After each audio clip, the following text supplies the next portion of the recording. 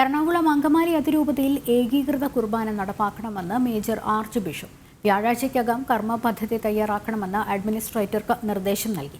സന്നദ്ധരാവാത്ത വൈദികർക്കെതിരെ സഭാ നിയമപ്രകാരം നടപടിയെന്നും മുന്നറിയിപ്പുണ്ട്. വിവരങ്ങളുമായി ബീന റാണി ചേരുന്നു. ബീന റാണി, ഇതുമായി ബന്ധപ്പെട്ട വിവരങ്ങൾ എന്താണ്?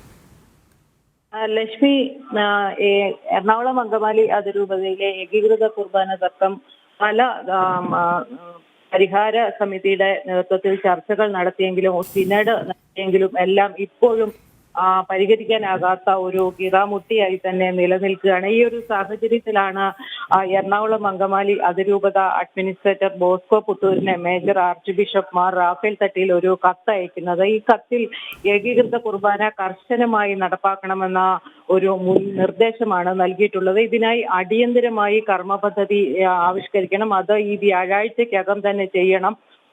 ഒപ്പം തന്നെ ഇത് മെയ് മാസത്തിൽ വത്തിക്കാനിൽ മാർപ്പാപ്പയുമായി നടക്കുന്ന കൂടിക്കാഴ്ചയിൽ അവതരിപ്പിക്കേണ്ട ഒരു കർമ്മ പദ്ധതിയാണ്. അതുകൊണ്ട് തന്നെ അടിയന്തരമായി അത് ആവിഷ്കരിക്കണമെന്നും മേജർ ആർച്ച് ബിഷപ്പിന്റെ കത്തിൽ പറയുന്നുണ്ട്. മാർപ്പാപ്പയുടെ വീഡിയോ സന്ദേശം, അതായത് ഏകീകൃത കുർബാന കർശനമായി നടപ്പാക്കണമെന്ന നിർദ്ദേശത്തിന് ശേഷവും ഇത് നടപ്പാക്കാത്തത് വത്തിക്കാൻ വലിയ ഗൗരവത്തോടെയാണ് കാണുന്നത്.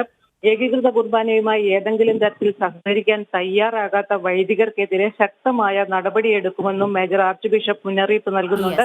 എന്തായാലും ഇടവകകളിൽ വിഭാഗീയത വളരാൻ അനുവദിക്കില്ലെന്ന ഒരു നിലപാടും കൂടെ ആർച്ച് ബിഷപ്പ് വ്യക്തമാക്കിയിട്ടുണ്ട്.